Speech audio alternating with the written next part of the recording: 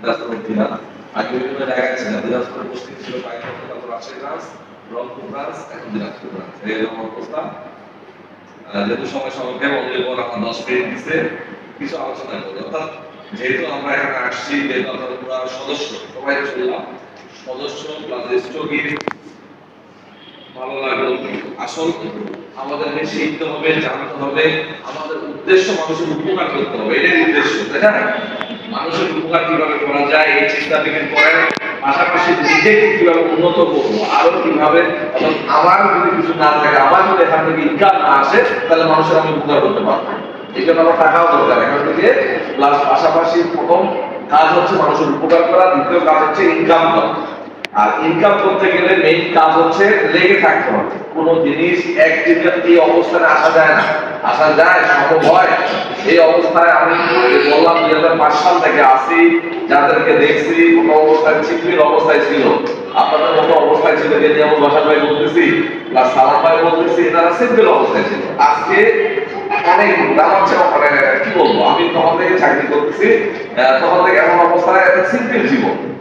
তারা মাসে তখন 200 টাকা 300 টাকা ইনকাম করছে, এমন অবস্থা মানুষকে বলছে যেমন সিপিএস অবগত, তাকে বলছে ধরে এটা করে পড়ানো ভালো করে কি করবে, আপনি চাকরির চেষ্টা করেন। সে আসে বলতেছে আমার অল্প টাকা, কেবল মাস্টার আলাম মাস্টার্স পাস, আমি এখানে চাকরি মানে এটা না করে চাকরির চেষ্টা করি। অ্যাকচুয়ালি আমারও অভিজ্ঞতা নাই যে এখান থেকে ইনকাম এত করা যায়, যেহেতু আমরা এটা করতে পারবো না। প্রথম অবস্থায় আমাদেরকে যখন বলা হলো, প্রথম অবস্থায় আমরা নেট করতে পারতাম, কিছুদিন নেট করছি।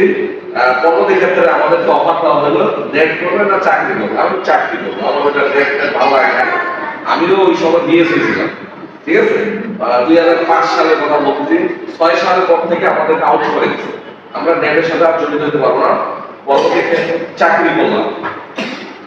এই যে বললাম যে কয়েকজন মানুষের কথা, সালাম ভাই, বাসার ভাই, বাসার ভাই তখন কেমন সিম্পল অবস্থায় ছিল, বাসার ভাই আজকে দেখেন কি অবস্থা। ওনার সাথে বিভিন্ন প্রোগ্রাম করছি, আপনার সালাম ভাইয়ের সাথে বিভিন্ন জায়গায় ঘুরছি, রংপুরে আবু বকরের সাথে ঘুরছি, যে আবু বকর ভাই কি অবস্থা বললাম।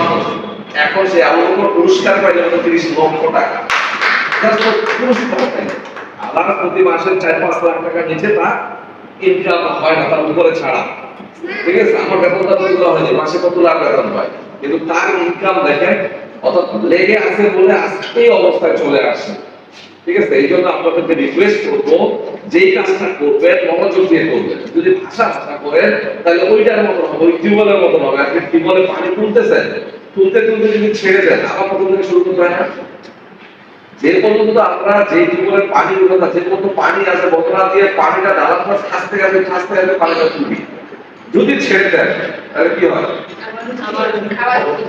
আপনাদের অবস্থা যদি এরকম হয় যে কিছু কিছু ব্যক্তি দেখি ছাড়ে দিচ্ছে আবার আসতেছে, এরা বেশি উন্নতি করতে পারবে না, সম্ভব সম্ভব না। এই জন্য আমি বলবো, আপনারা যে কাজটা সবচেয়ে বড় কথা, মনের ইচ্ছা লাগে, আমি কাজটা করবো, আমি সাকসেস অর্জন করবো, তাই পারবো। আর দেখি কি হয়, তার আপনি কিচ্ছু করতে পারবেন, পারা যাবে? এই জন্য আপনাদেরকে আমি বলবো, যে কাজটা করবেন আপনার টার্গেট থাকবে। আমি সারাদিনে আজকে 5 জনের সাথে কথা বলবো, 5 জনের ভিতরে 5 জনের রাজি হবে না, 5 জনের ভিতরে কথা বললে একজন আপনার সদস্য হবে। আপনার টার্গেট থাকে, একটা নির্দিষ্ট সময় দিতে হবে। অ্যাকচুয়ালি আজকে দেখেন মালয়েশিয়া একাডেমি হয়নি, কে উন্নত করবে দেশটাকে? মাহাতির মোহাম্মদ।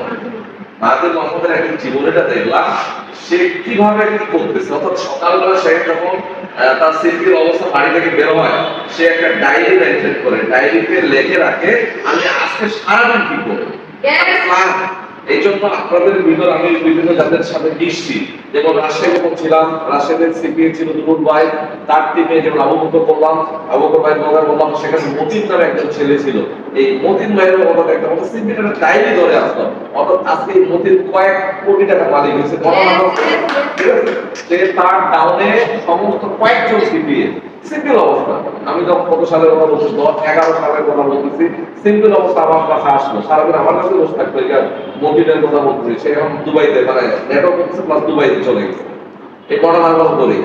অর্থাৎ এইটুকু বলবো, আপনাদের ভিতর চেষ্টা করতে হবে।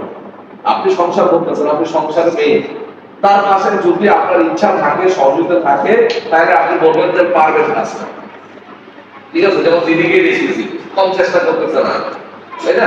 চেষ্টা করছে বলে আজকে এই অবস্থায় আসে, ভালো অবস্থায় আছে। অনেকজন, অনেক মহিলা আজকে এখানে না, অন্যান্য ডিস্ট্রিক্টে কিন্তু দেখতেছি ভালো পজিশনে চলে গেছে।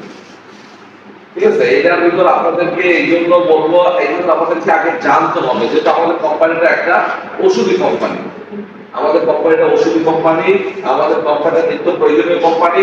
এই নিত্য প্রয়োজনীয় কোম্পানিগুলো আগে আপনার ব্যবহার করতে হবে, আপনার জানতে হবে, তার পাশাপাশি আপনার বাড়ির পাশে জনগণকে ব্যবহার করে আপনার চিন্তা থাকতে হবে। আপনার বেশি দূর চিন্তা করার দরকার নাই, আপনার চিন্তা করতে হবে আপনার 1 কিলোমিটার এলাকা, যে আপনি টার্গেট থাকবে 1 কিলোমিটার এই দিক, 1 কিলোমিটার এই দিক, এই দিক 4 দিন যদি আপনি ঘুরে আপনি খায় টাকা শেষ করতে পারবেন।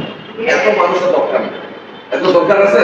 কিন্তু আপনার বাড়ির পাশের মানুষকে আপনি কিছু করতে পারলেন না, বাড়ি কিছু করতে পারলেন না, তাহলে আর ওই রংপুরের জায়গায় কি করবেন, অন্য জায়গায় কি করবেন? এই জন্য আপনার এদেরকে বুঝাইতে হবে যে আমি কি করব, কেন করব, কি লাভ। আসলে আমাদের যে 19 বছর যাবত আছি, মানুষের তো অনেক জনের উপকার করছে।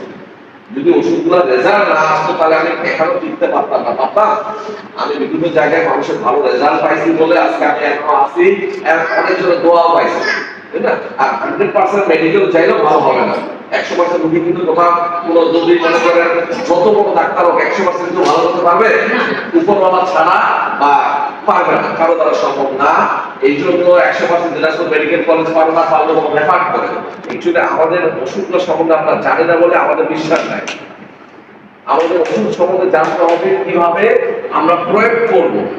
এই জন্য মাঝে মধ্যে আমি ট্রেনিং গুলা দিই এখানে, প্রতি শনিবার আমি রাত্রিবেলা ট্রেনিং গুলি দিদিও ডাকছে, লক্ষণটা বেশি হলে ভালো লাগে, তাই না? অনেক সময় 2-3 ঘন্টার পর কোর্স করতে হবে আমাদের, যেমন যুবকদের কোর্স গুলো আছে। এগুলোর ভিতরে আপনার নিজে ডাক্তার হতে হবে। আপনি যদি ডাক্তার হন, মানুষের একটা বাড়িতে চেহারা দেখলে আমি বলে দেবো কার কি অবস্থা, ঠিক আছে? আমি ওনার দিকে দেখলে বা চোখ দেখলে, মুখ দেখলে, দেখলে নাড়ি দেখলে বলা যাবে যে এই 3টা আদৌ দ্বারা একটা মানুষের। আমি বায়ুবিদ্যুৎ প্রকোপের উপর, আমি আয়ুর্বেদিক ছাত্র, আমি আয়ুর্বেদিক উপর ব্যাচেলর করছি, এই জন্য 6 বছর পড়াশোনা করছি আয়ুর্বেদিক উপর। মিরপুর 13তে আমাদের কলেজ ছিল, সরকারি আয়ুর্বেদিক মেডিকেল কলেজ, এটা ঢাকা বিশ্ববিদ্যালয়ের আন্ডারে। আমরা এমবিবিএস সমমান।